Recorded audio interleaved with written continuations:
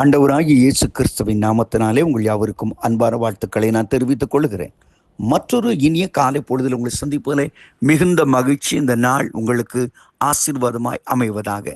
இன்றைக்கு உங்களோடு தியானிக்கும்படியாக தெரிந்து கொண்ட ஆண்டோடைய வார்த்தை 1 யோவான் 2:17.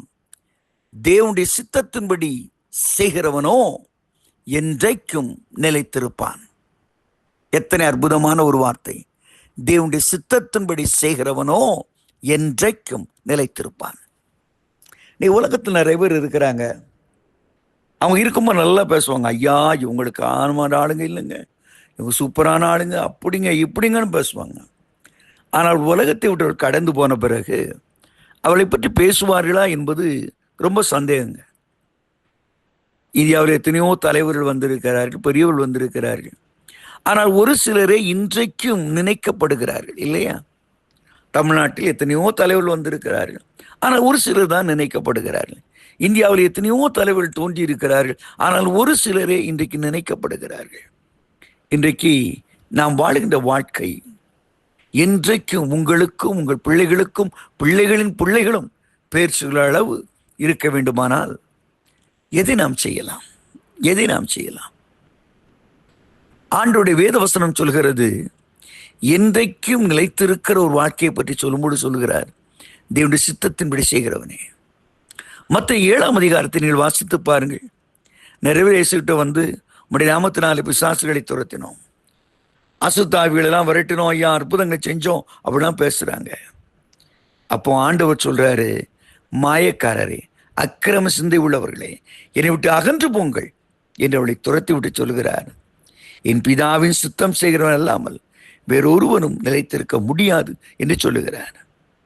பின்பு அதே அதிகாரத்தில் கீழே வரும்போது சொல்லுகிறார், ஒருவனின் வார்த்தையின்படி கேட்டு தன் வாழ்க்கையை மாற்றிக்கொண்டால் கண்மலையின் மேல் தன் வீட்டை கட்டின புத்தியுள்ள மனுஷனுக்கு ஒப்பாயிருப்பான், அவன் என்றென்றைக்கும் நிலைத்திருப்பான், அந்த வீடு நிலைத்திருக்கும் என்று பேசுகிறார்.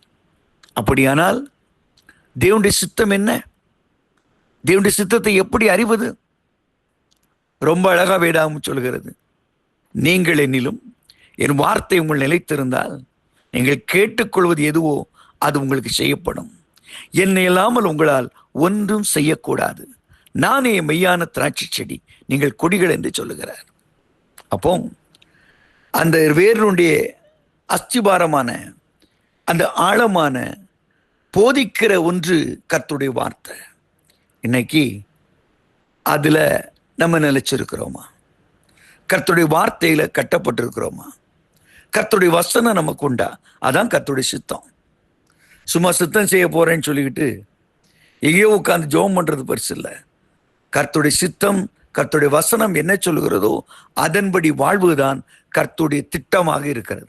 உன்னை குறித்து என்ன எழுதியிருக்கிறது? சங்கீதம் 40 ஆண்டவராய் இயேசு கிறிஸ்துவுடைய இந்த பூமிக்கு வந்த நோக்கத்தை குறித்து சொல்லும்படி இப்படி சொல்கிறது, இதோ நான் வருகிறேன், புத்தக சுருளில் என்னை குறித்து எழுதியிருக்கிறதே, அதை நிறைவேற்ற வருகிறேன் என்று இயேசு இந்த உலகத்திற்கு வந்தார். அருமையானவளே, வார்த்தை மாம்சமானது. இன்றைக்கு உன்னுடைய வாழ்க்கையில நிலைத்திருக்கின்ற ஒரு வாழ்வு கொடுப்பது, இம்மையிலும் அருமையிலும் நிலைத்திருக்கிற ஒரு வாழ்வை கொடுப்பது கர்த்தருடைய வார்த்தை. அந்த வார்த்தைக்கு இடம் உண்டா? தினசரி வேதம் வாசித்து தியானித்து ஜெபிக்கிறாயா?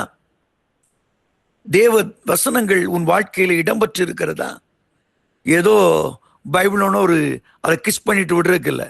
ஒரு நாளைக்கு 2 அதிகாரம், 1 அதிகாரம், அட்லீஸ்ட் ஒரு 5 வசனமாவது உருப்படியா வாசிங்க, தியானிங்க, படியுங்க. அது உங்கள் உள்ளத்துக்குள்ளே ஜீவ ஊற்றுக்களை புறப்பட்டு வர பண்ணும். இன்றைக்கு உன் வாழ்க்கை அப்படி கட்டப்படுகிறதா? நிலையான ஒரு அஸ்திபாரமுடைய ஒரு வாழ்க்கையாக கர்த்தருடைய வாழ்க்கையை மாற்ற விரும்புகிறார். இன்றைக்கு எதையோ வாழ்க்கையில் நிலைத்திருக்கும். இந்த வீடு நிலைத்திருக்கும், இந்த கார் நிலைத்திருக்கும், என்னுடைய வேலை நிலைத்திருக்கும், என்னுடைய சம்பாத்தியம் நிலைத்திருக்கும் என்று யோசிக்கிற என் அன்பு சகோதரனே, சகோதரியே, நீ கர்த்தருக்குள் நிலைத்திருக்க வேண்டுமானால் ஒரே ஒரு வழி, கர்த்தருடைய வசனத்தை ஆழமாய் உன் இருதயத்திலே பதித்துக்கொள். அது என்றைக்கும் நீ நிலைத்திருக்கும்படி, நீ கனி கொடுக்கும்படி உனக்கு உயர்வை கொடுக்கும், மேன்மை கொடுக்கும். இன்றைக்கு ஆண்டவரிடத்தில் கேளுங்கள், ஆண்டவரே அப்படிப்பட்ட இனிய வாழ்க்கை எங்களுக்கு கொடுத்து எங்களை ஆசீர்வதிங்க. நாங்கள் நிலைத்திருந்து நாங்கள் செய்கிற வசனத்தின் மூலமாய் செய்கின்ற வாழுகின்ற வாழ்க்கை எங்களுக்கும் என் பின் சன்னதிக்கும் ஆசீர்வாதமாய் இருக்கட்டும் என்று ஒப்புக்கொடுங்கள். ஆபிரகாமை ஆசீர்வதித்து அவருடைய சித்தத்தின்படி மேன்மைப்படுத்தின கர்த்தர் உங்கள் வாழ்க்கையும் மேன்மைப்படுத்துவார், நிலைநிறுத்துவார். ஆமேன், ஆமேன், ஆமேன்.